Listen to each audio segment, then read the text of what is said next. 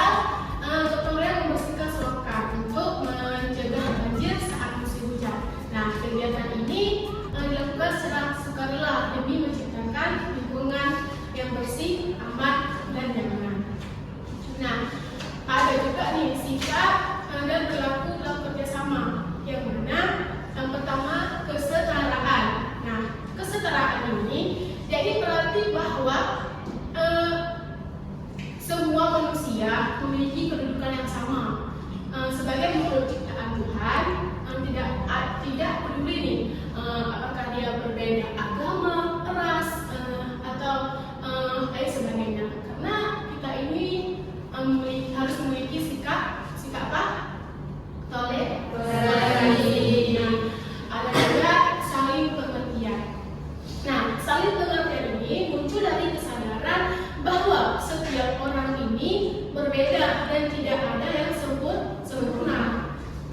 Dalam sikap saling pengertian, kita diajak untuk mencapai tujuan bersama. Nah, ini yang dibahas tadi. Ada jelasnya toleransi, yang mana toleransi ini berarti mampu menghargai dan menerima perbedaan, baik dalam pendapat maupun keyakinan maupun cara hidup orang lain. Sikap ini mencerminkan rasa hormat terhadap sesama manusia.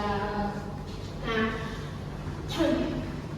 jadi kerjasama dalam gotong royong ini adalah dalam bergotong royong, jadi harus membentuk sikap kolaborasi, yang mana dalam suatu kelompok atau individu-individu tersebut dia harus mempunyai sikap kerjasama, yang mana nanti kedepannya bisa membuat untuk dia praktekkan di kehidupan sehari-harinya. Oh, saya ini sudah memiliki sifat kerjasama. Nah, jadi kita lanjut nih untuk membahas kategori kerjasama. Nah, jadi seperti yang Ibu jelaskan tadi, sikap dan perilaku dalam kerjasama ini tadi memiliki makna bahwasanya manusia sebagai makhluk Tuhan yang memiliki tingkat dan kedudukan yang sama. Nah, jadi dari penjelasan Ibu tadi, apakah ada yang ingin bertanya?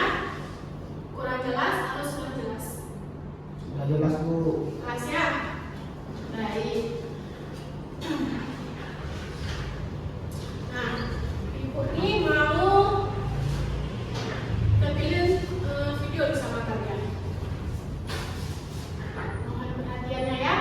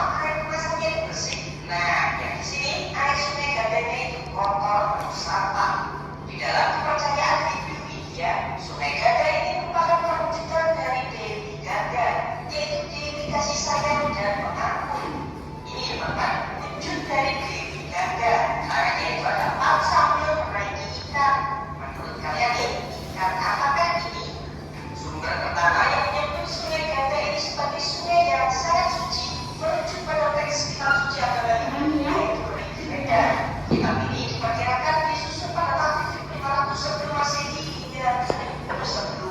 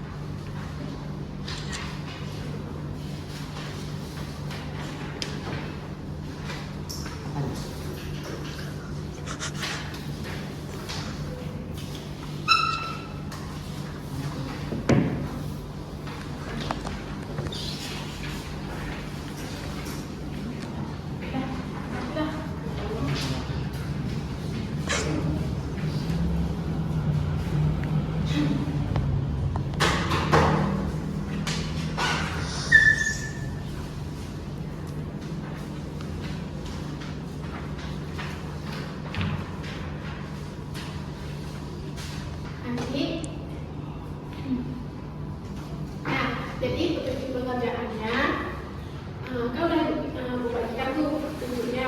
Jadi nanti yang dijawab berdasarkan pertanyaan ya.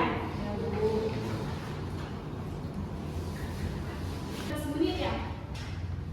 Jadi perwakilan kelompoknya silahkan maju ke depan untuk mempresentasikan hasil kerja kamu.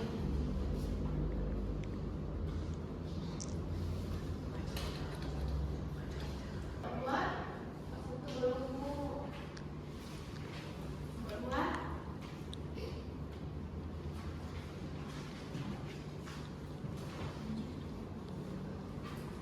ya.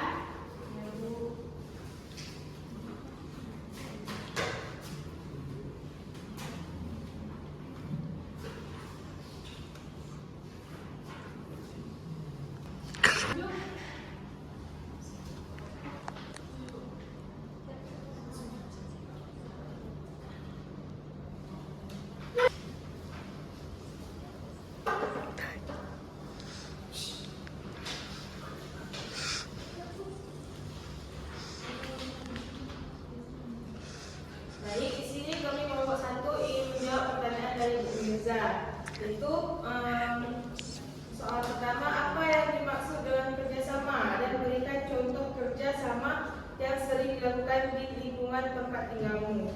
Saya Cuski Mahatu akan menjawab soal pertama. Jawabannya ialah kerjasama adalah kegiatan yang dilakukan bersama oleh 2 orang atau lebih untuk mencapai tujuan bersama. Nah, contohnya membantu tetangga membangun rumah, kerja bakti, membersihkan lingkungan, atau ronda malam secara bergiliran.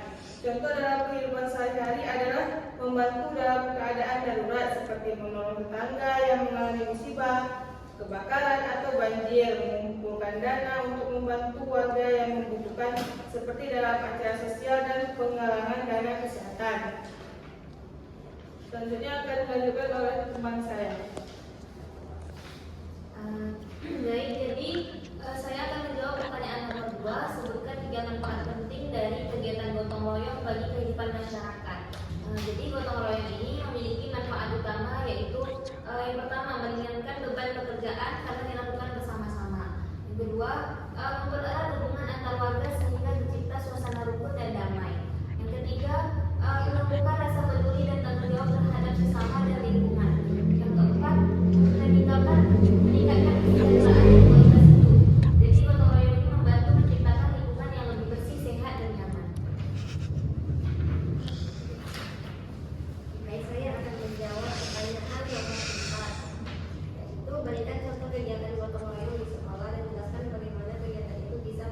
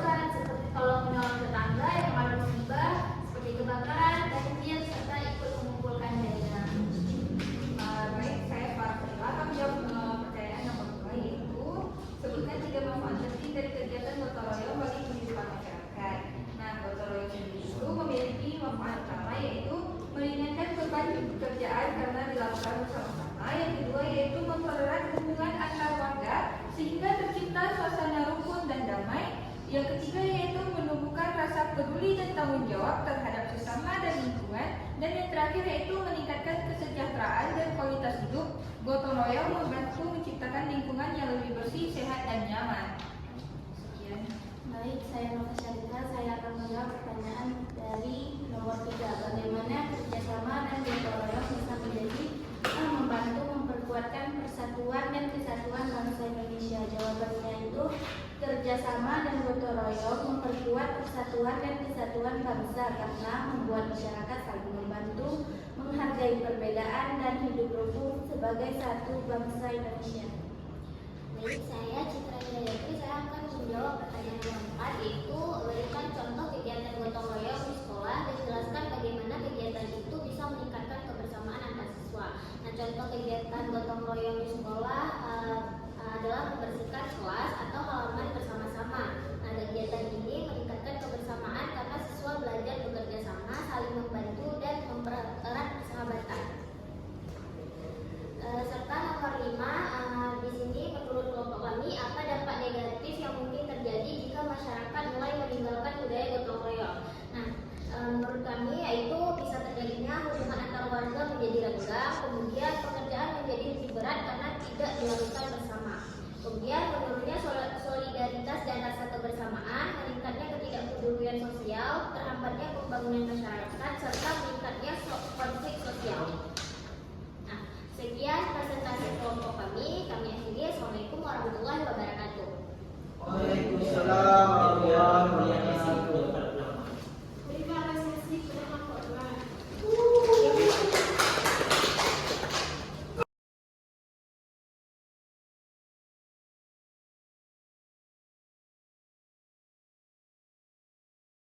Baik, dengan